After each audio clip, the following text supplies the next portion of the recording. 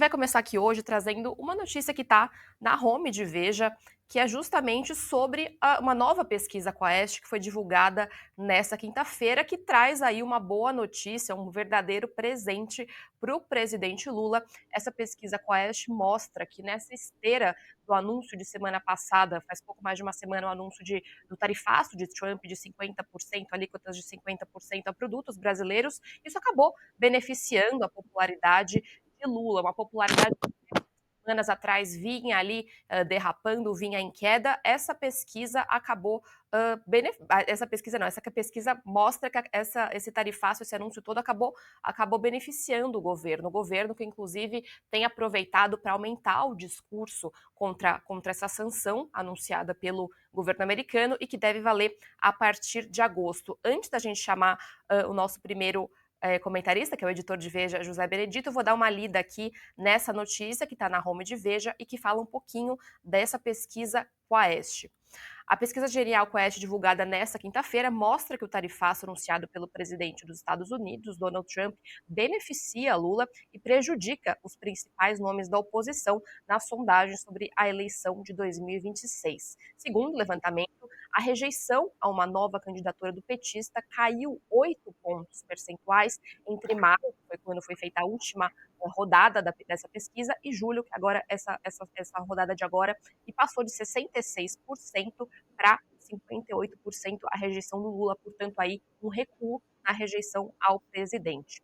Nesse mesmo período, ou seja, entre maio e julho, subiu de 32% para 38% os entrevistados que acham que Lula deve tentar renovar o mandato, lembrando que a gente tem eleição ano que vem, em 2026. Um outro dado interessante da Quaest é que mostra que a queda da rejeição do presidente Lula aconteceu em quase todos os segmentos de eleitores, inclusive entre aqueles que não se dizem de esquerda ou de direita e até mesmo entre aqueles que se declaram de direita, mas que não são bolsonaristas. Então é um resultado muito positivo para o governo, para o presidente Lula. Quem eu vou chamar agora para comentar esses resultados da Quaest é o editor de Veja, José Benedito, que já está aqui com a gente. Bom dia, Zé, bem-vindo. Bom dia, Laísa. Bom dia a todos que estão nos assistindo. Mais uma boa notícia para Lula e para o governo, né? O governo já tinha tido uma boa notícia, porque esse governo vinha numa espiral descendente no começo do ano, né? Havia tido vários problemas, as pesquisas estavam captando que o governo enfrentava dificuldades, especialmente no seu eleitorado mais fiel e mais tradicional, né?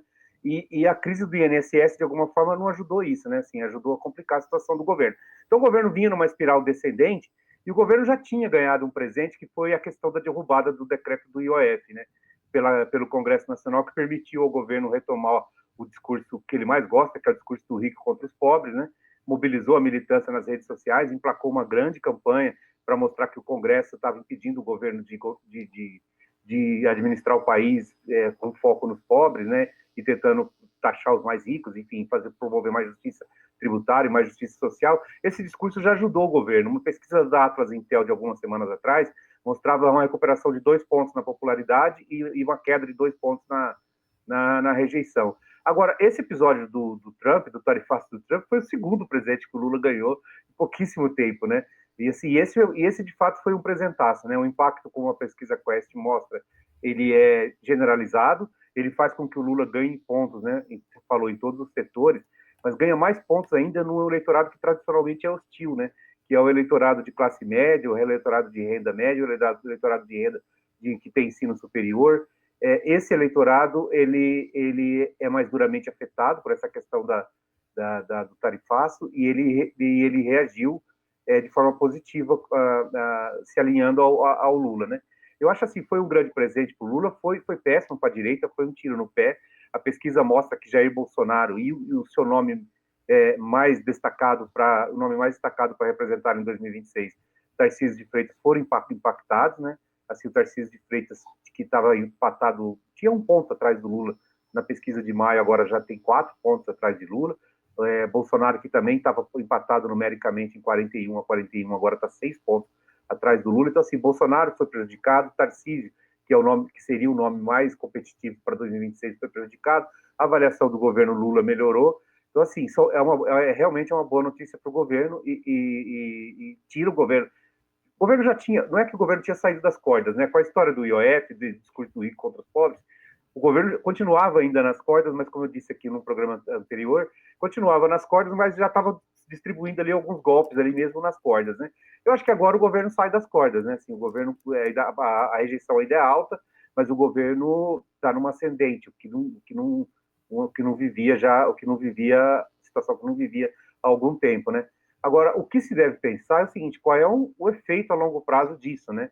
A gente está a um ano e pouco da eleição, a um ano e alguns meses, 15 meses da eleição, é preciso ver assim, quais vão ser os desdobramentos dessa crise, né? Num primeiro momento, a tendência da população foi ficar alinhada ao governo, porque percebeu ali que estava havendo um ataque estrangeiro de alguém impopular, que é o caso do Trump, né? A pesquisa mostra que a maioria não gosta do Trump. Então, assim, o ataque impopular, o ataque de uma potência estrangeira, então, no primeiro momento, a população se alinhou ao governo, né? Agora, precisa ver o seguinte: como que o governo vai reagir? O governo vai ter algum sucesso nessa empreitada para reverter o tarifaço? O governo vai conseguir, de alguma forma, avançar nessa questão da negociação? Que tipo de resposta concreta o governo vai ser capaz de entregar? Então, assim, os desdobramentos disso aí vão mostrar se esse ganho de popularidade registrado pela pesquisa agora vai se manter ou não. E mais ainda, né, é preciso ver o quanto isso vai se prolongar até 2026, né? O governo tem outros problemas sérios para enfrentar e pode ser que esses problemas, num determinado momento, falem mais alto do que esse episódio do tarifaço, que em algum momento será superado, imagino, né?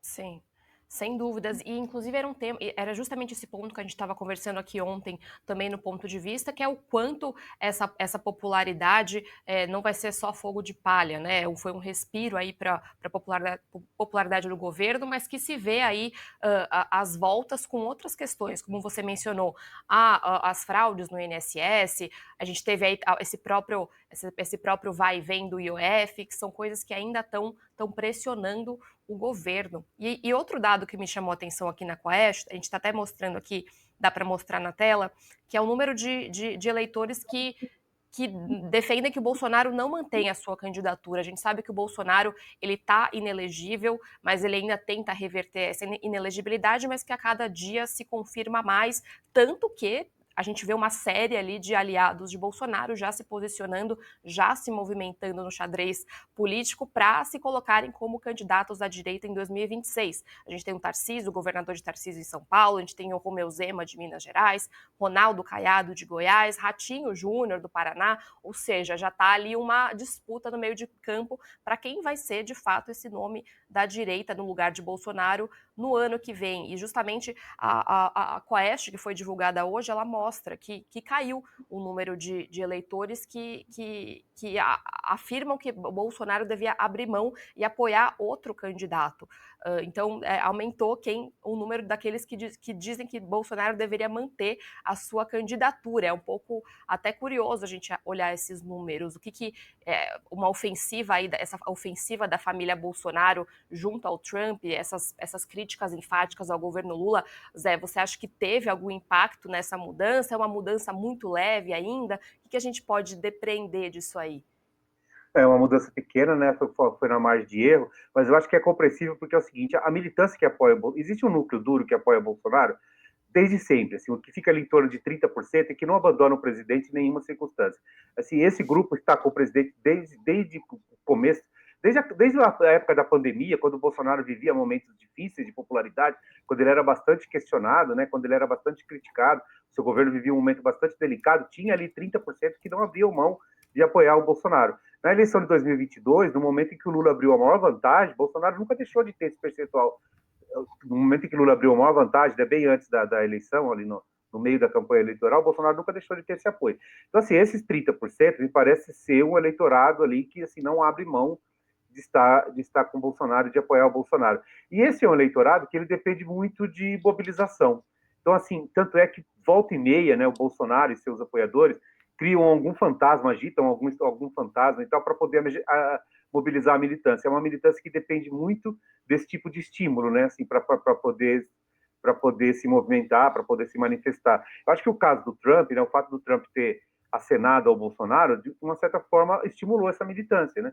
Assim, mobilizou, o pessoal foi para as redes, assim, esse pessoal mais do núcleo duro aí acha que esse foi foi uma grande notícia, o fato do Trump ter se manifestado, muitos atribuem isso a um grande trabalho feito pelo Eduardo Bolsonaro, né? Assim, se colocam do lado dele, mesmo que o país esteja sendo prejudicado, acham que Eduardo Bolsonaro fez um grande trabalho. Tanto é que a pesquisa também sonda um cenário com Lula e Eduardo Bolsonaro, a pesquisa Quest, Sim. e o Tá até Eduardo aberto na Bolsonaro tela aqui para quem quiser dar uma olhada, mostra justamente isso. A não gente perdeu consegue ver nada, né? aqui. Então, na projeção de segundo turno, o Eduardo Bolsonaro continua a mesma coisa que tinha em maio. Sim. Então, assim, o Eduardo Bolsonaro, que tem ali em torno de 30% também, que é basicamente o que eu falei aqui, que é o núcleo duro do bolsonarismo, ele tende a não perder esse apoio, né? E o Bolsonaro também não. Agora, a leitura macro do negócio, assim, o Bolsonaro sai desgastado. Eu não tenho dúvida de que ele ficou mais tóxico, né? Assim, enquanto a militância bolsonarista mais linha dura ali se agita, se mobiliza e apoia o presidente, tem uma turma ali de centro, moderado, que fica olhando um pouco muito desconfiado para essa situação, né? O Centrão, por exemplo, né, os partidos do Centrão, PP, União Brasil, Republicanos, não fazem parte dessa defesa entusiasmada do presidente, né? Eles gostariam de ampliar o eleitorado para 2022, só com esses 30% de apoiadores mais fanáticos do presidente. Não é possível derrotar Lula em 2026. Para derrotar Lula em 2026 é preciso muito mais, é preciso atrair o eleitor de centro, atrair o eleitor moderado, o Centrão sabe disso, por isso apostava no Tarcísio, que era alguém que eles achavam e acham que tem esse perfil. Então, assim, para esse pessoal, o Bolsonaro ficou mais tóxico, né? Assim, essa questão do tarifaço, ela tende a aumentar a pressão nos bastidores, né, para que Bolsonaro abra mão da sua candidatura e finalmente acene ali para algum candidato de centro-direita que possa representá-lo, né? Bolsonaro já está bastante enrolado, né? A PGR apresentou ali as alegações finais e pediu a condenação de Bolsonaro à prisão, ali assim, com provas, né? Assim, com um documento muito bem elaborado pelo procurador-geral Paulo Gonet, mostrando a participação de Bolsonaro e de outros envolvidos no golpe. Assim, Bolsonaro já tem 2 inelegibilidades, pode ser condenado à prisão por tentativa de golpe, pode inclusive ser preso, né? E esse episódio, eu acho que ele aumenta o nível de toxicidade. Então, assim, se a pesquisa mostra que esses apoiadores mais radicais não vão abandonar o capitão tão cedo, e eu realmente não acredito que eles façam isso, eu acho que nos bastidores assim cresce a preocupação com o fato do Bolsonaro querer se manter um personagem protagonista e ativo da sucessão presidencial em 2026. Muita gente gostaria que ele passasse o bastão rapidamente. E Zé, antes da gente falar ali dos cenários que também a Quest mostrou de segundo turno para 2026, queria chamar a atenção para um dado que a gente estava comentando, que também é muito interessante. A gente começou falando que a pesquisa foi, de fato, uma boa notícia para o governo, que muita gente, muitos inclusive aliados do Bolsonaro, veem que foi um tiro no pé essa articulação do Eduardo Bolsonaro nos Estados Unidos. Ele que está morando nos Estados Unidos, tem uma relação até que próxima com o governo americano. Muitos, não só o pessoal do governo Lula, aliados ao governo, mas o pessoal do próprio PL, oposição ao governo, vê internamente ali que foi um tiro no pé essa atuação do Eduardo Bolsonaro, porque o Trump usou como justificativa, ao anunciar o tarifaço, que o principal motivo para ele aplicar essa sanção era uma suposta caça às bruxas, uma perseguição do judiciário brasileiro contra Jair Bolsonaro.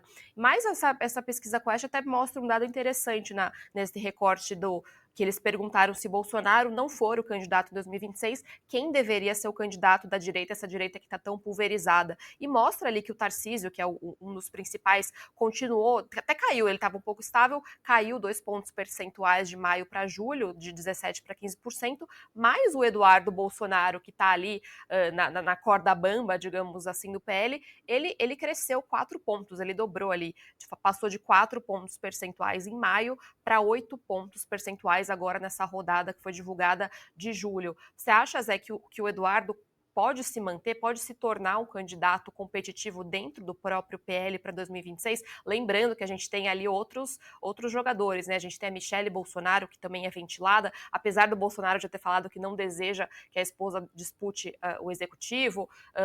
Como é que você vê, Zé, esse cenário para 2026? Eduardo ainda tem chances de voltar ao Brasil? Ele que também é estudado ali uma candidatura ao Senado para ele, como é que você vê isso?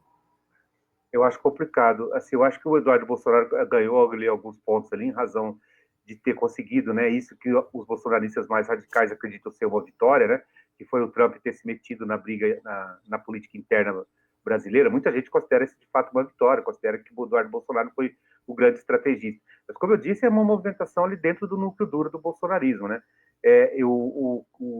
O PL, na verdade, só tem esses candidatos, né? Assim, se o PL for lançar um candidato, a influência do Bolsonaro no partido é tão grande que, assim, ou será Eduardo Bolsonaro, ou será Michele Bolsonaro, ou talvez Flávio Bolsonaro, né? Seria alguém da família Bolsonaro.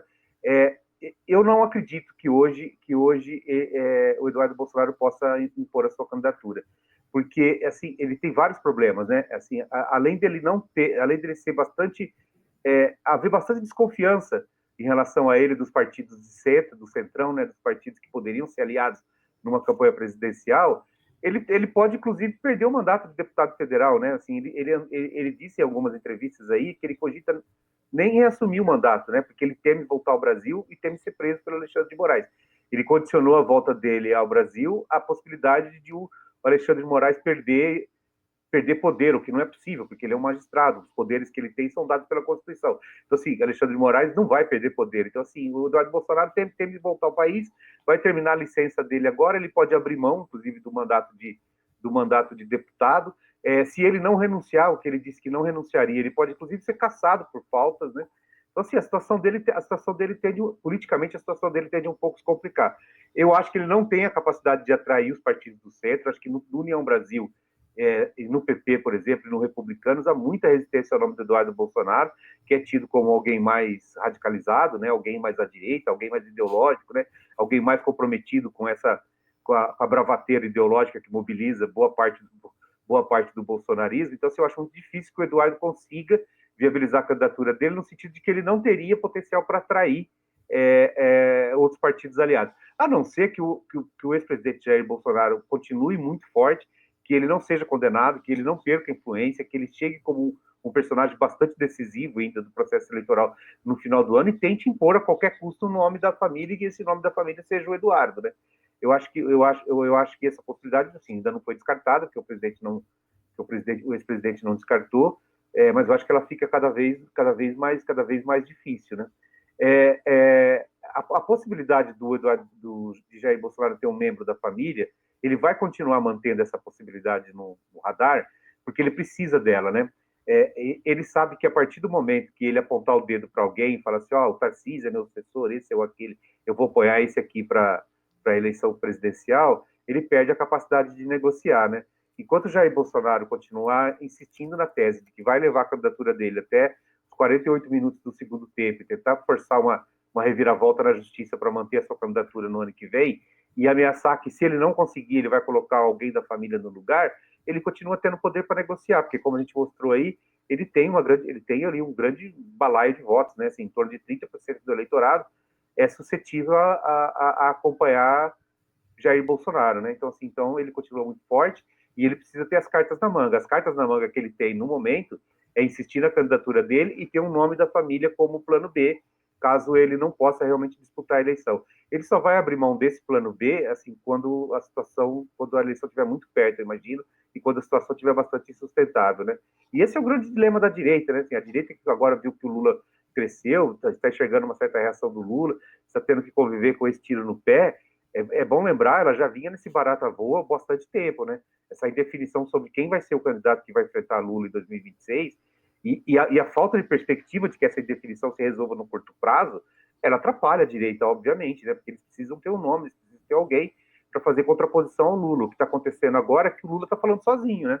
Tem a máquina do governo na mão, tem o noticiário a favor, tem vários projetos importantes que ele pode usar como instrumento como esse da isenção da reforma do imposto de renda para quem ganha até 5 mil, que já passou em comissão da Câmara, como essa questão do IOF, dessa luta do rico contra os pobres. E assim, Lula tem suas armas, Lula tem microfone, Lula tem a máquina na mão, Lula tem palco, Lula está falando, né, o tempo todo, e a direita mal sabe quem é seu candidato. Essa situação é muito ruim, assim, esse barata voa na direita tem que acabar, mas isso depende muito de Bolsonaro.